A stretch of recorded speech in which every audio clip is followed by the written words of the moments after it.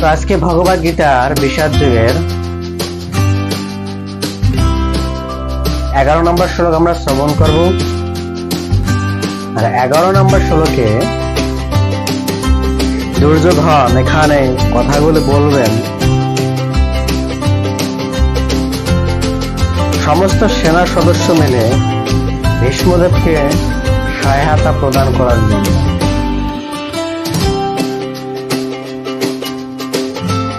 শ্লোক নম্বর বলা 11 নম্বর, অনায়েষু চ সর্বেষু যথা ভাগবত অবস্থিতা ভীষ্ম মে রক্ষিতম ক্ষান্ত ভবন্ত সর্ব এবং কি। এখানে বলা হয়েছে যে এখন থেকে আপনারা সকল সেনাব্যূহের প্রবেশ পথে নিজ নিজ কৌশলে গত অবস্থানে স্থির হয়ে পিতামহ ভীষ্মকে সর্বতোভাবে সহায়তা প্রদান করুন।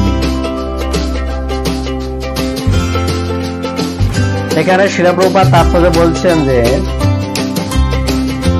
ভীষ্ম এখানে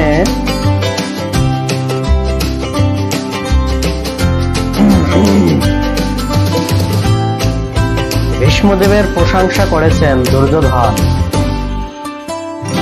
আর এই প্রশংসা করার মাধ্যমে তিনি বিবেচনা করে দেখলেন যে অন্য সমস্তরা হয়তো মনে করতে পারে, কি মনে করতে পারে যে ও দুর্যোধন মনে হয় আমাকে বলেনি, আমাকে সম্মান প্রদর্শন করেনি। ঠিক আছে, সমস্ত সৈন্যদের ভারসাম্য রক্ষার জন্য তিনি বলছেন যে নিজ নিজ দায়িত্বে, এটা হচ্ছে চতুরতা প্রকাশ পেয়েছেন। যারা বুদ্ধিমান নেতা তারা কি করবেন, কাউকে কখনো ছোট করবেন না। তিনি ছোট না করে তাকে কিভাবে সেবায় লাগানো যায়, তাকে কিভাবে এই যুদ্ধে নিয়োজিত করা যায় সেই বুদ্ধি তিনি পথ প্রদর্শন করবেন। আর এখানে বলা হয়েছে যে পিতামহ ভীষ্মকে সহায়তা প্রদান করতে আমাদের উচিত বয়স্ক ব্যক্তিদের সম্মান বা যে কোনো কাজে সহযোগিতা প্রদান করা উচিত। কেননা শ্রেষ্ঠ ব্যক্তি অর্থাৎ বয়স্ক ব্যক্তি হচ্ছে সংসারের শ্রেষ্ঠ ব্যক্তি। ভগবদ গীতায় ভগবান বলছেন যে শ্রেষ্ঠ ব্যক্তিরা যা আচরণ করে সাধারণ ব্যক্তিরা তা অনুসরণ করে। হয়তো আমরা এই জগতের মানুষ ধার্মিক দিয়ে না হতে পারি, কিন্তু সংসারের ক্ষেত্রে আমরা দেখতে পারি শ্রেষ্ঠ ব্যক্তিকে, যারা পুরনো ব্যক্তি বয়স্ক ব্যক্তি আছে এরা শ্রেষ্ঠ ব্যক্তি।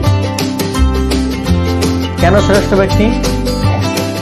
কারণ এরা যেহেতু এত বছর সংসার করেছেন, তাদের একটা অভিজ্ঞতা আছে।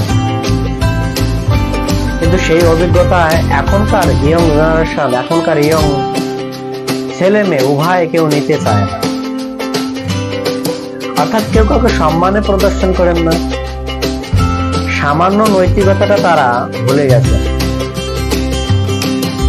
যদি সামান্য নৈতিকতা না থাকে তাহলে কি করে জগৎ সংসার পরিচালিত হবে? কারণ ভগবান সেটা আচরণ করে জগৎকে শিক্ষা দিয়েছেন। বয়স্ক ব্যক্তিদের কিভাবে সম্মান প্রদর্শন করতে হয়, ভগবান কৃষ্ণ স্বয়ং হয়েও তিনি পিতামহ ভীষ্মদেবের সেবা করেন। তার পিতা অক্রু মহাশয়ের সেবা করেন।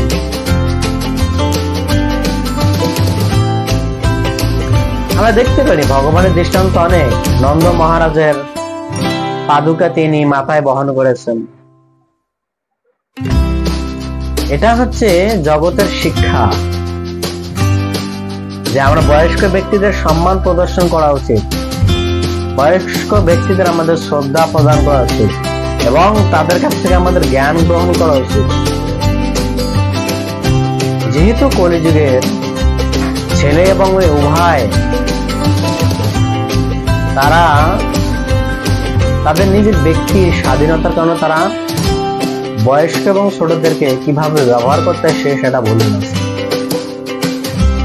যার পরিণাম আজকে পৃথিবীতে আমরা দেখতে পারি। পৃথিবীর অবস্থা খুব খারাপ। দুর্যোধন সে কথা বলছেন যে আমাদের সকলের উচিত পিতামহ ভীষ্মকে সহযোগিতা প্রদান করা। যতই বড় যোদ্ধা হোক না কেন, আমাদের সকলের সম্মান প্রদর্শন করা উচিত। হতে পারে সে মূর্খ, হতে পারে সে অজ্ঞ, কিন্তু বুদ্ধিমান ব্যক্তির কর্তব্য হচ্ছে বয়স্ক ব্যক্তিদের শ্রদ্ধা প্রদান করার মাধ্যমে সে আশীর্বাদ লাভ করা।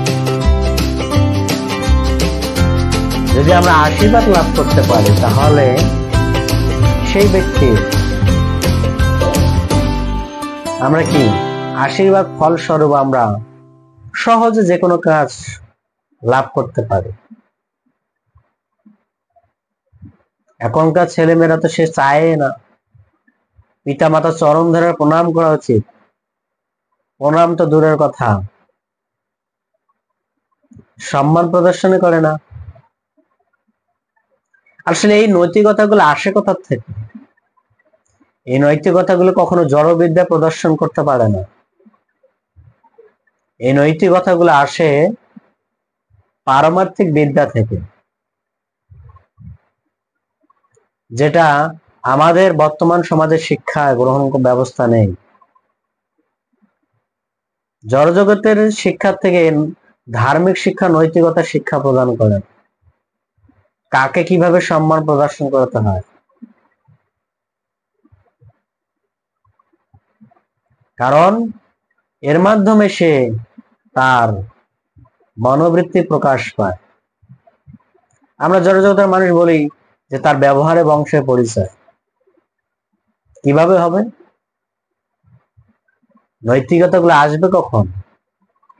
যখন সে ধার্মিক জ্ঞান লাভ করবে, ধার্মিক জ্ঞান জীবনে প্রয়োগ করবে, তখন সেই নৈতিকতাগুলি তার হৃদয়ে প্রকাশ করতে পারে।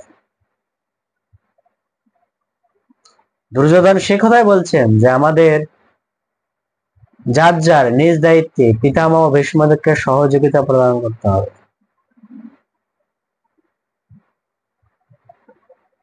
অবশ্যই ভিডিওটি ভালো লাগলে অবশ্যই আমার ইউটিউব চ্যানেল সাবস্ক্রাইব করবেন, লাইক দেবেন, কমেন্ট করবেন এবং পাশে থাকবেন।